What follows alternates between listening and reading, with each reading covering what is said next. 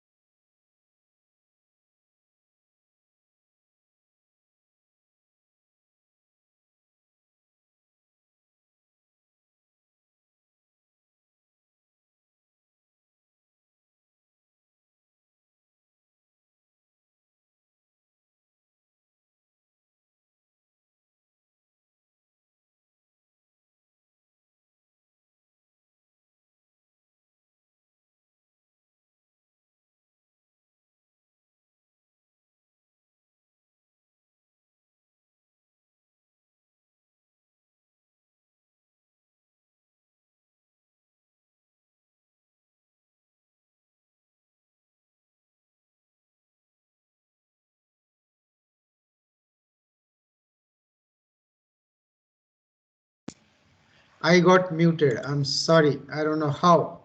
So is the slides visible? Are the slides visible? Yes, sir. Now it is visible. Yeah, I was shouting for a long time. My mic was muted. I don't know. I didn't see that. So these are the slides which are repeated. Don't delete them. Keep it as it is while reading the slides. So I think the same example have been repeated. So has been repeated. So don't worry about that. And whatever I have explained right now, if you have understood everything, I think the whole lot that I have explained so far in the previous lecture and revisited today are good. Now these are very small points. Debt fund.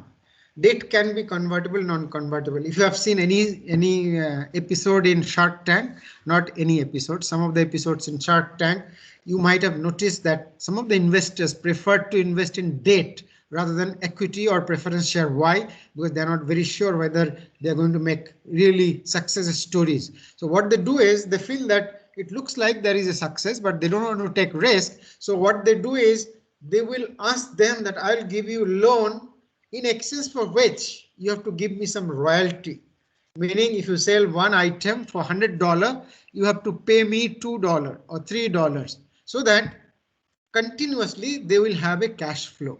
And maybe within a year or so, if the revenue is good enough, the money will be repaid, but then the principal remains. So they are a winner in that case. Both are winner because the company gets the money and the investor gets interest in the form of royalty or maybe interest per se, but it is connected to term sales most of the times. So it's kind of any way you can structure a deal so that your interest and their interest are both safeguarded. Suppose you are an investor and you squeeze the company so much that they cannot breathe, meaning they cannot operate. That is not the objective. You want them to flourish so that they can create wealth for you. So investors will always remain open to or maybe sympathetic to the co-founders. Not always the case. All the investors do not understand this, but that is the philosophy that should work at the bottom, at the underlying philosophies. This is yet another example. I'll not revisit those. Okay, this may be for date perhaps or something. Okay, yeah, this is about debt. So an angel agrees to invest 6 million in a startup as convertible debt. Now, debt can be two types. One is non-convertible. That means there will be a period mentioned within which you have to repay the entire money with interest, whatever may be the interest rate, or maybe with royalty. Alternately, they may say that at the beginning, I am not so comfortable. So for 3 years, my money remains as debt, as loan to you. You have to pay 10% interest. At the end of 3 years, my principal will be converted into equity. So I become part owner of the company. But till then, I don't become an equity holder. So that in case the company is liquidated for whatever reason, they get the money first because they are secured creditor. They are a creditor. They are not at par with the bank because here there may or may not be a security. So they may not be secured creditor, but they are credited. So their claims will come fast prior to the preference shareholder. So they are better off. Now, if they want to convert that after say 3 years, then the conditions uh, of conversion will also be mentioned. It might so happen that they may say that after 3 years, I convert my entire loan into preference share. And then I'll decide whenever to convert preference share into equity possible. Suppose during the next round of funding, say a VC values ABC at 100 rupees per share or face value of rupees 10. Now, okay, this is another point.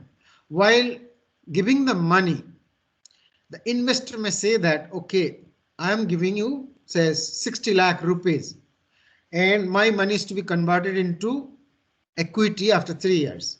At what rate? They may say that at the rate of 100 rupees or at the rate of 80 rupees. One thing.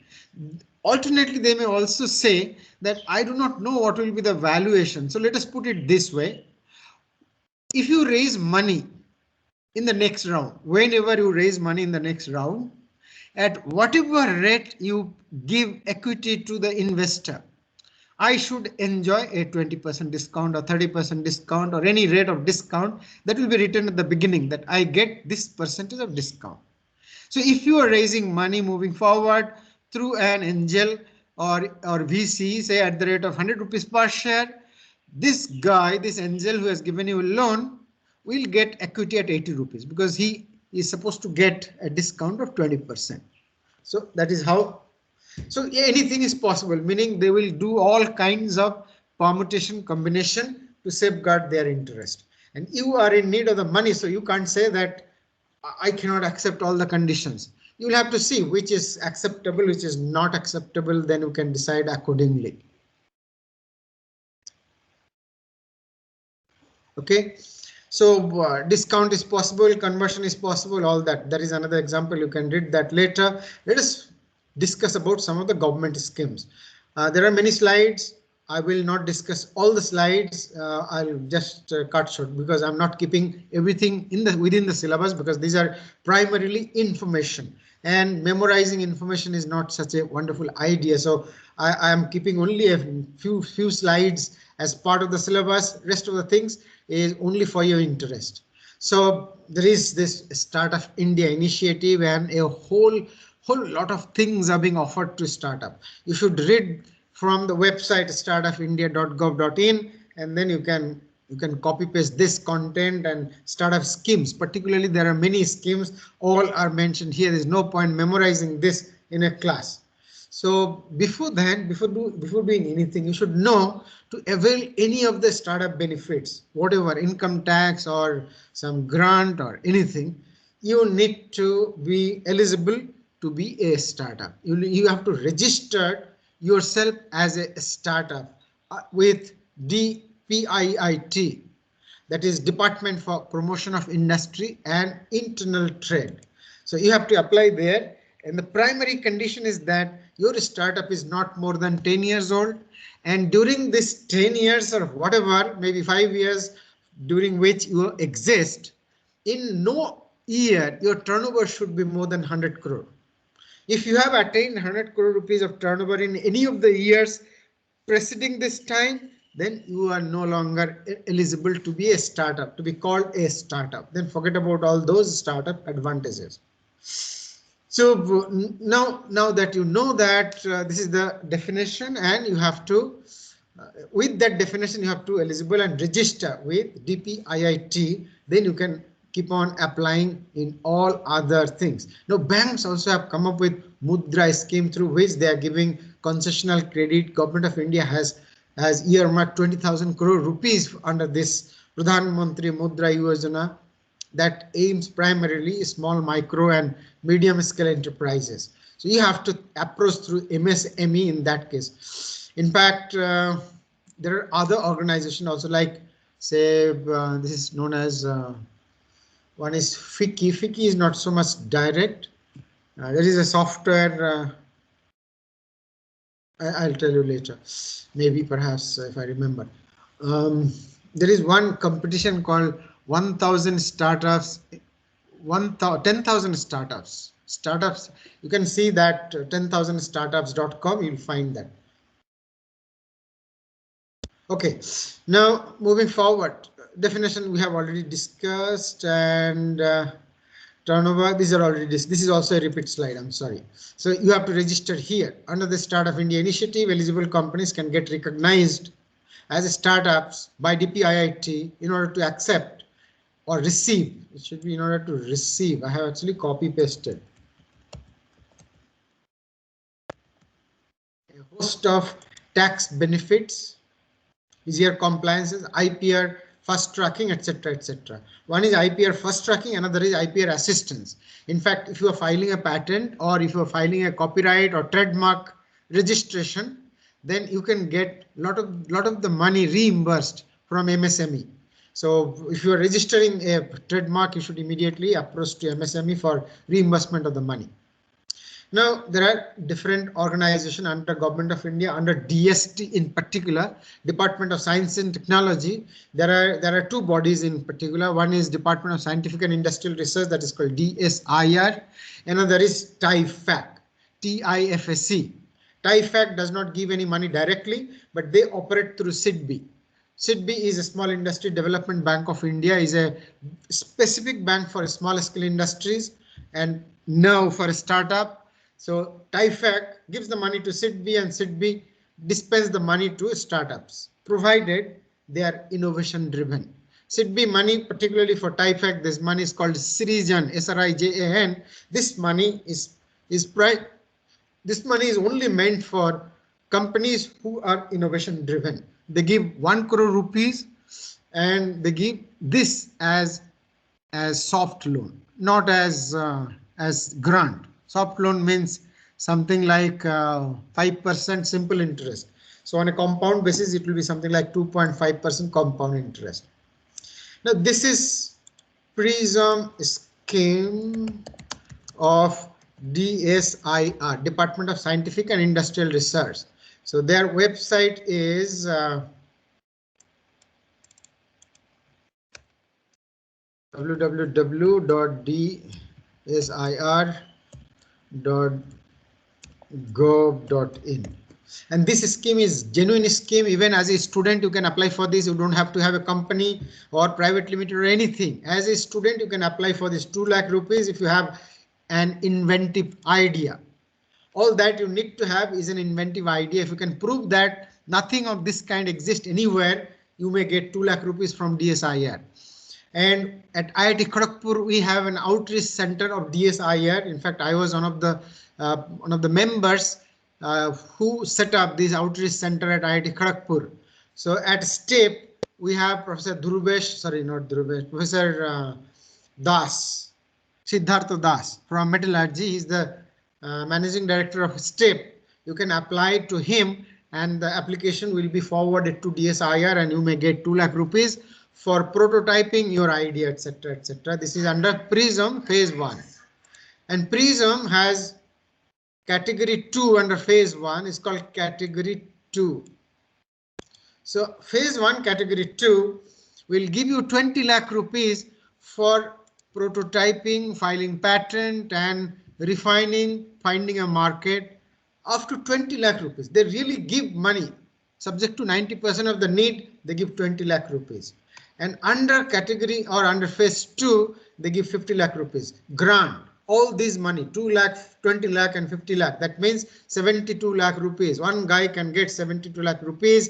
This is absolutely grant and you don't have to repay a single paisa. You don't have to pay any interest whatsoever. All that they are interested to know is whether your idea is innovative, whether you are filing a patent and it is patentable or not.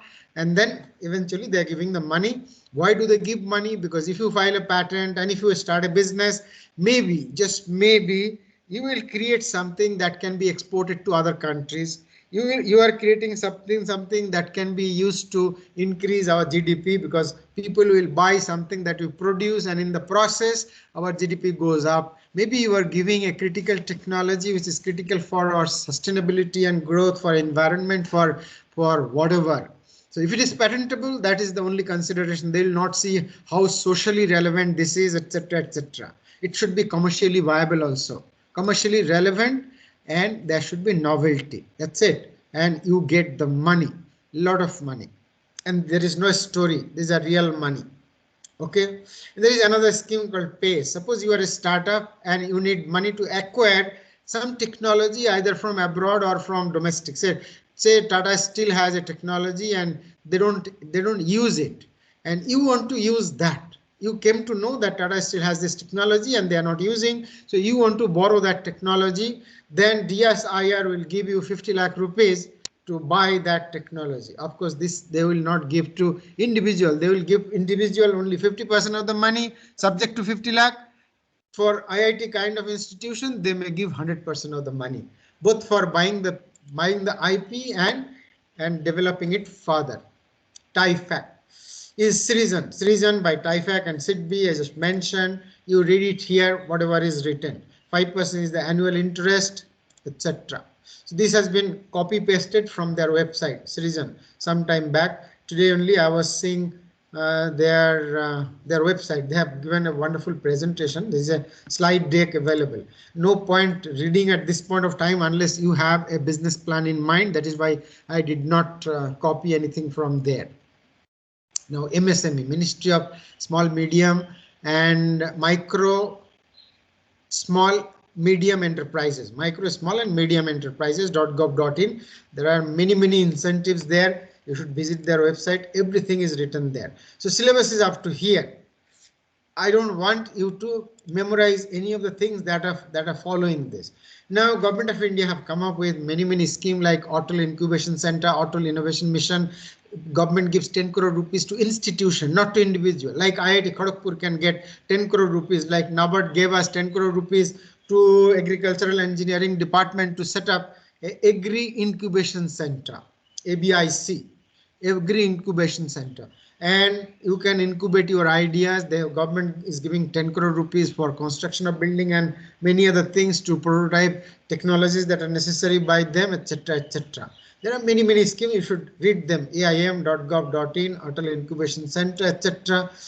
Then there are biotechnology oriented grant from DBT, Department of Biotechnology. Under them, there is another organization called Biotechnology Industry Research Assistance Council called BIRAC. BIRAC give 25 lakh rupees or 80% of the project cost as grant, absolute grant. You don't have to refund that. If the project cost is more than say 50 lakh or 25 lakh, then up to 100 lakh, they give 50% of the project as grant, remaining 50% as loan. So that is wonderful. You feel happy, you get so much of money.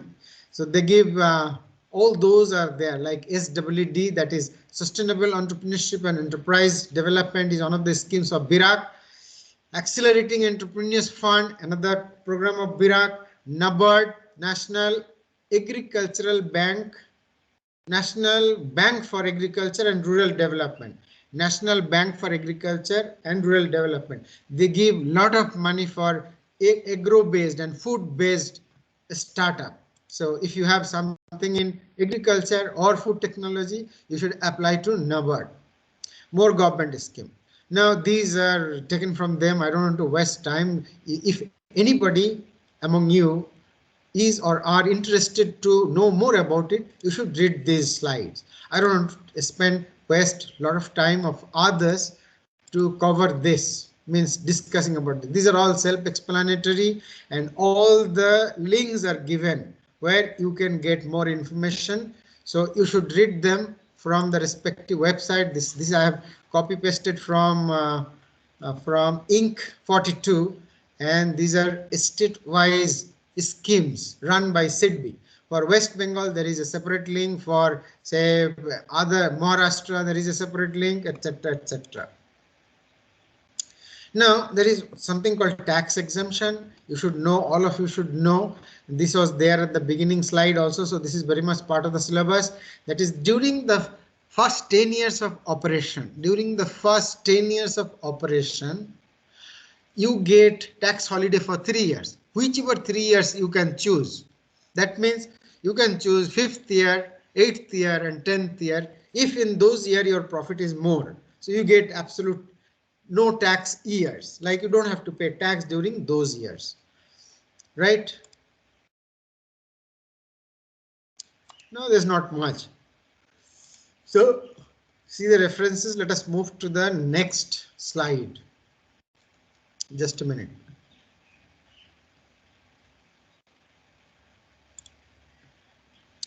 So what I was mentioning about TIFAC, these are, just a minute, let me see if I can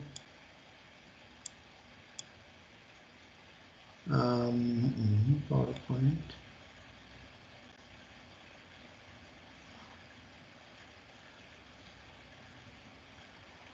This is the one that I mentioned. They have these slides. It's just easily downloadable, and if anybody is interested, you can read more about TIFAC Srijan scheme, TIFAC and SIDBI Srijan scheme. So that is it. Now let us move to the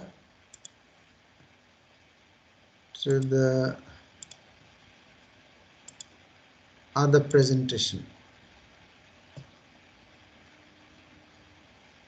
So next presentation is about product development. Lecture note 25. I'm not finding it here. Oh, yeah. Now, okay, this comes later. Let me first proceed chronologically. Okay.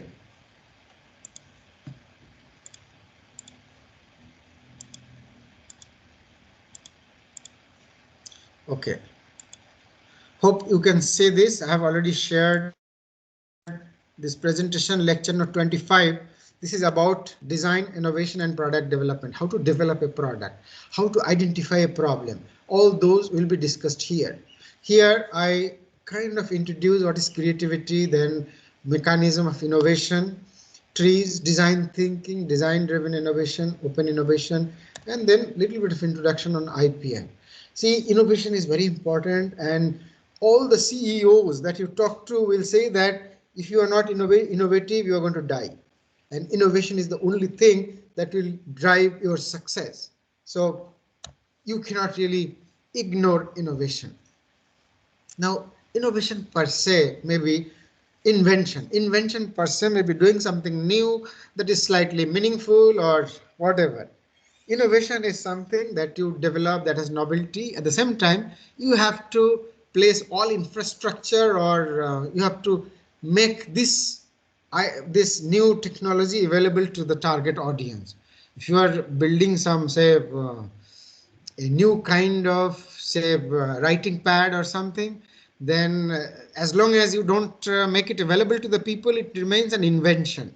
Now, whenever you transfer the technology to somebody, and that somebody or you yourself set up a company and then manufacture this tab and then make it available to the people, it becomes an innovation.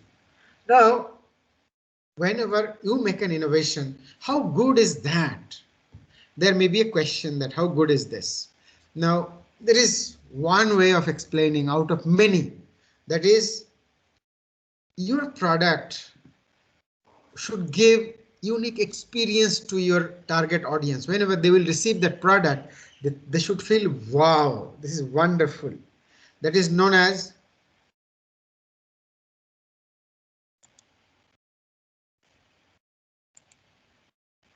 that is also explained in the form of designer's sensibility. What is designer sensibility? See, designers are those people. Designer doesn't mean that you take a pen and paper, you take a pencil and an eraser and then draw something on a piece of paper, it becomes a design. Some people may tell that a design, but designer are those people who understand the need of the people from the people's perspective. Meaning, if somebody has a pain, a designer will understand what is this pain and will be able to clearly define that pain, and will be able to come up with a solution that will alleviate or help overcome the pain to a maximum extent possible, meaning better than other people who are trying to alleviate the same pain. So that is what in totality the designer sensibility. I have placed here some words which are very important, like it refers to complex feelings such as amenity, pleasantness. Whenever your design is seen by somebody, he or she feel pleasant, comfort, pleasure, and so forth. Then the designer should have a sense of vision, hearing, smell, taste. All those are part of the sensibilities. Then sensation, perception, that generate the capacity of emotional, rational, ethical, artistic, literal, social, cultural understanding. That is called sensibility. I'll tell you later more about designers. Now, Mahatma Gandhi is referred to as one of the greatest designers to walk on this planet. Maybe it will surprise you, Mahatma Gandhi and a designer, how these two to go together will be a question. So let me explain why Mahatma Gandhi is a great designer, was a great designer. Then you will appreciate the definition of a designer. As I started by saying that a designer understands the problem at hand from the perspective of the people who have the pain. So when Mahatma Gandhi arrived from South Africa to India, then Indian National Congress grabbed him, saying that you have to spearhead the freedom movement of our country, of our people.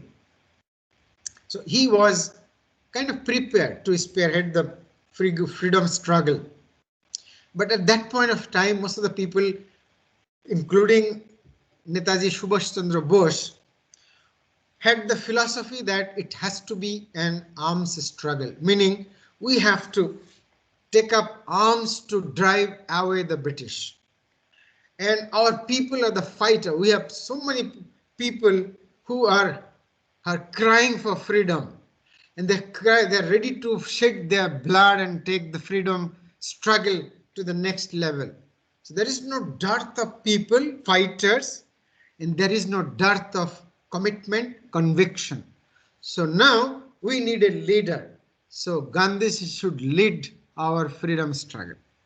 Now Gandhiji was contemplating what the problem is and what should I do if I have to really spearhead or lead this revolution.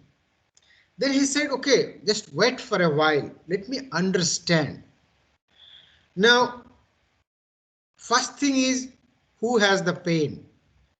The freedom, the opposite of freedom is something like slavery. Slavery is the pain. What is the pain? Slavery is the pain. Somebody said slavery is the pain. Okay, so who has the pain? Our people have the pain. So Gandhiji wanted to define this pain from the people, because the people have the pain. So he wanted to know the pain in detail so that he can formulate the strategy.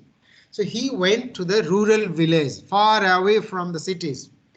Now he talked to these people and he said, I am here to give you the freedom from slavery. Then people said, what nonsense you talk.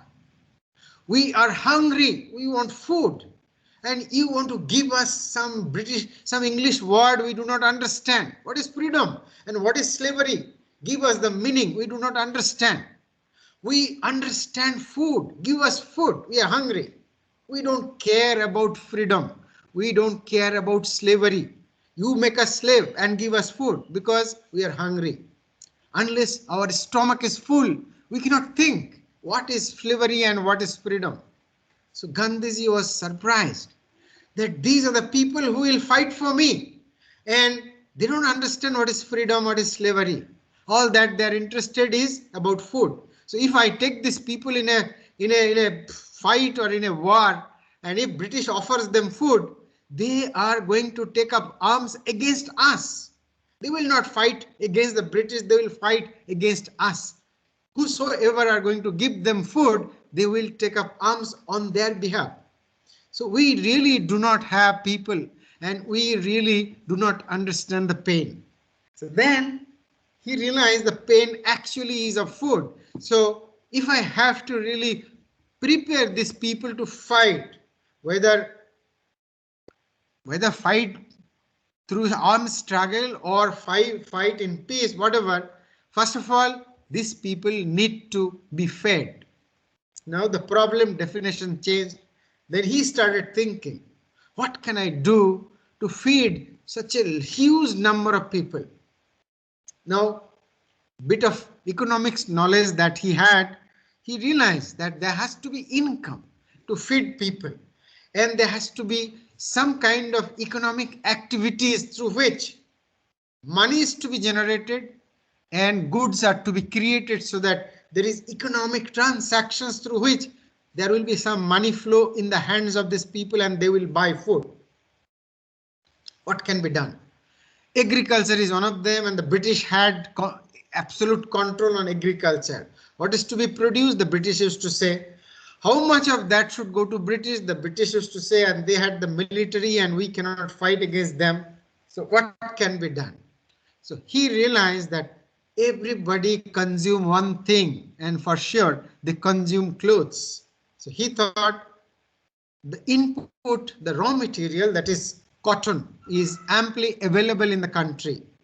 So he decided that let us understand how we can convert this available cotton into say canvas or say fabric, and then we can sell that fabric both locally and we can export to other countries and then reap the benefit, and the people who will be making those yarn and the fabric will earn a living, meaning 2 square meals. That is how the concept of charkha came. Gandhiji did not invent the charkha, but he realized that charkha is the thing that can facilitate a profession of this innumerable number of people, because in those days there was no automatic loom in the world. So all those were there, those were handloom and the charkhas. Charkha, of course, there was a cotton gin in British that came up in 1780 something, 85, 86. And those gin was, it is GIN, cotton gin. Gin was the machine using which you could make yarn. Before that, it was all that hand latai, we used to call latai. Whatever that is, the charkha can be used by simple people with minimum capital investment, and at the end of the day they will make so much of yarn. If we give them 2 square meal, equivalent of 2 square meal, they will work for days together, for around the year. So that is why he redefined our freedom struggle, and that is why he is regarded as one of the greatest designer, because that is how he designed the freedom movement, from being an arms struggle to being a satyagraha and all that you already know. So I'll not go into all of that, but he designed the freedom struggle. That's a wonderful design, and the world appreciates that even now, and they will keep on appreciating moving forward. See, time is short, so I won't go at length about beyond this point.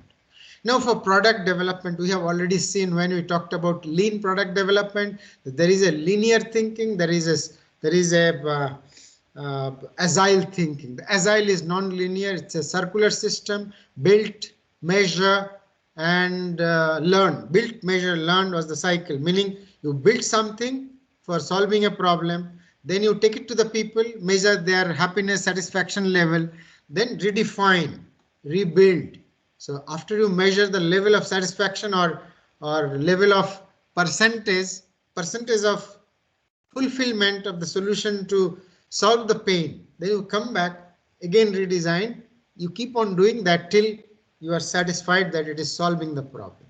So whether it's a lean process or not, whether it is design thinking or not, design process constitutes these steps. One is identify the pain, define the pain, ideate possible solution to solve the pain, prototype. Unless you prototype, you won't know whether whatever you are thinking will be good enough. Then evaluate the prototype, redesign based on feedback. Then again go to define the problem all over again, etc. Now, for innovation, it is very difficult to sit in your room and try to innovate. What problem to solve? It's not possible. Innovation is by chance. Innovation itself is something that does not exist. So where from you will start thinking? So it cannot be planned so well. You really do not plan like you plan a straightforward production process or execution plan. It is more like meandering river, and you are moving through the stream within unknown territory or something. You do it like that. But then thankfully there are tools for innovation. So these are some of the tools like design thinking, design driven innovation, trees problem solving. Trees full form is theory of inventive problem solving, open innovation, lean product development, agile process, frugal innovation, biomimetic. All of them are unique and they provide advantage to think creatively and then think systematically, make progress systematically and get clues on the way, like biomimetic. You get a lot of clues from nature as to how to innovate. What is the perfect or the best solution under a given situation? These are steps for design thinking. We shall have a full lecture on design thinking later. Just suffice it to define the steps at the beginning, that is empathy. If you identify a problem, say somebody has a pain, not somebody, some people have pain. So you meet those people, try to empathize by understanding their pain in depth. And then you define their pain. When you empathize, you try to feel the pain with their heart, see the pain with their eyes, listen through their ears. Only then you are empathizing with them, and empathizing will help you to define the problem completely. Then you come up with ideas to solve, many ideas. You do brainstorming, then come up with 1-2 ideas which are the best ideas among the wide variety of ideas that you have come up with. Then you prototype one of them. Unless you prototype, you won't be able to talk to the people with the pain and get validated whether your solution will solve their pain. Once you prototype and you get them tested from the people, target people who are likely to use them, they will give you a lot of ideas. Then you come back and redefine the solution, then come up with new ideas, then again prototype, move forward. Now, who are design thinker? Like Mahatma Gandhi, ordinary people, among ordinary people, you can identify many design thinker. Now, you may be a design thinker, possible. So, design thinkers will identify pain. They are capable of identifying the pain and capable of identifying solutions, etc., etc. So, to understand how innovation happens, let me give you an example. I have given that several times. You have to keep an eye on pains. I'll give you my own example first. Let me give. There are many actually, but I'll give something that happened very recently. You know, my milkman comes in the evening at about say 8 o'clock. Now, whenever he comes, I have to go outside because it's a COVID time. So I put a mask and then go outside, take the milk, and then I have the habit of taking the milk. One day my wife told me that now boiling the milk should be your responsibility. I'll not touch it unless it is boiled. So it becomes your responsibility. And believe it or not, I have very little time for doing this kind of things. My time is fully engaged from morning till evening. I wake up something like 4 o'clock and then I go to bed at about say 10:30 or so. And this time in between, I'm absolutely packed. So when she told me that you have to boil the milk, it became kind of a burden on me because boiling milk is a 15 minutes job.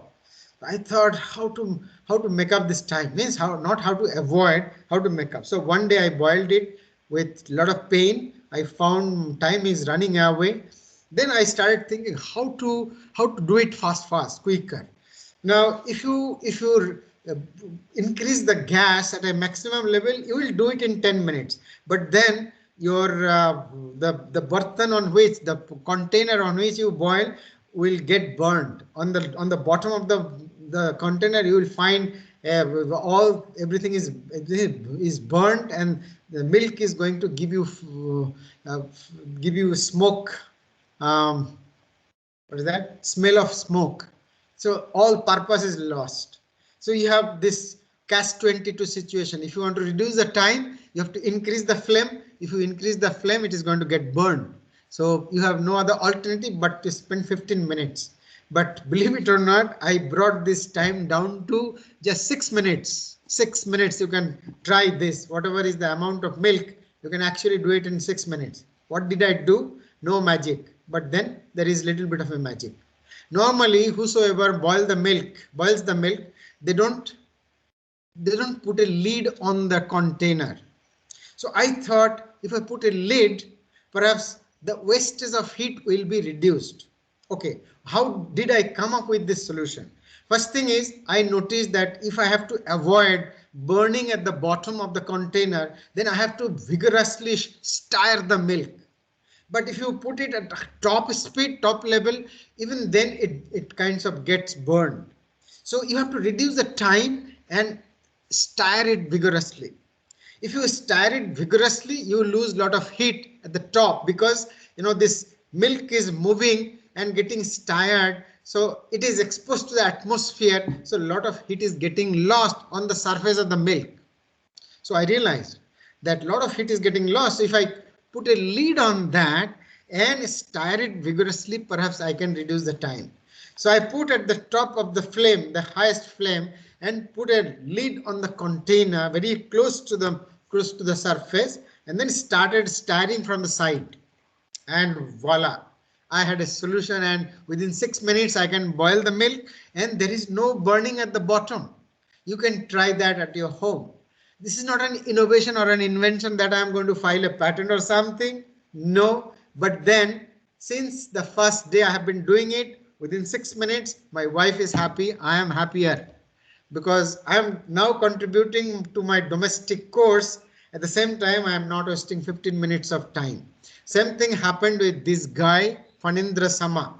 He reached to Bangalore bus stop, to his chagrin, to see that there is no seat available in the bus. Why? Because there is a huge queue and he has to stand in the queue. When his turn came, every seat was booked. So he went home, fuming that why it is like this and why should it be like that. I should be able to book a ticket well in advance and there is no way to do that. So he talked to his friend and all of them started doing brainstorming, and what transpired is the Red Bus software app that they built, using which one can book a ticket in a bus. And eventually they sold it for $138 million to the IBIBO group. So this guy became a $100 million guy. He used to work in Infosys. Perhaps in his lifetime he would never made this money. He's a young chap like you. If he will be sitting among you, it's very difficult to make a distinction that this is the guy who made $138 million just making a software. So that is how things happen. When you suffer a pain, don't think that, oh my God, this is the pain I have to suffer, and wait for somebody to come out with a solution. No, you have to question the status quo. Should it be like this, or can I find some solution? Only if you think like that, a solution will come. You should not settle with status quo. What is status quo? The present state of affair is a status quo. Whatever is the present status, that is the status quo. Don't be satisfied with that. And empathize with the people with the pain. Like I empathize with myself because I had the pain. Phanindra Sama could empathize with all other passengers because he suffered the pain. Suffer the pain. Go into the marketplace. Go to the field. Go to everywhere, wherever people are doing something. Try to do the same thing, suffer the pain, and you will be able to come up with a solution. Satya Nadella said, empathy makes you a better innovator. The greatest trait differentiating human being from other creature is empathy. Who said this? Put my name there. Empathy is a combination of three things: seeing with the eyes of another, listening with the ears of another, feeling with the heart of another. By empathizing, one can define a problem well, conceive a creative solution, resulting in breakthrough innovation. Absolutely true. Question the status quo, be a contrarian. If somebody says, you must be crazy to think like that, I never heard doing like this, question him and don't listen to those guys. Just do something groundbreaking. Let it be crazy at the beginning, don't worry about it. A contrarian questions the status quo, that we should not do it like this. Other people will say, people have been doing this for 100 years. So question why people should do 100 years using the same thing. In 100 years, it should have changed 10 times. It should have improved 10 times. And takes up a contrary view. Start building and testing hypotheses. They will discover blue ocean market. Blue ocean means it's a marketplace where there is no competitor.